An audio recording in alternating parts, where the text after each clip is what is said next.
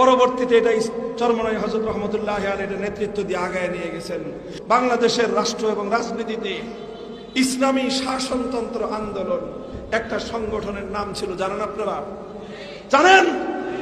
ইসলামী শাসনতন্ত্র আন্দোলন 1987 সালে এই সংগঠনটা গড়েছিলেন বাংলাদেশের শীর্ষস্থানীয় ওলামায়ে কেরাম মিলে। শাইখুল হাদিস আল্লামা আজিজুল হক রহমতুল্লাহ আলাইহি, পীর সাহেব চরমনাই মরহুম সৈয়দ ফজলুল করিম রহমতুল্লাহ আলাইহি, হযরত মাওলানা আব্দুল গফফার সাহেব রহমতুল্লাহ আলাইহি, পীর সাহেব বাইতুল শরফ আব্দুল জব্বার রহমতুল্লাহ আলাইহি, হযরত মাওলানা দেলোয়ার হোসেন সাঈদী রহমতুল্লাহ আলাইহি, মাওলানা কামালউদ্দিন জাফরি সাহেব সহ বাংলাদেশের শীর্ষ আলেমরা মিলে ইসলামী শাসনতন্ত্র আন্দোলন, অর্থাৎ আমরা বাংলাদেশে ইসলামী শাসনতন্ত্র বাস্তবায়ন করতে চাই, এই ছিল আমাদের দাবি।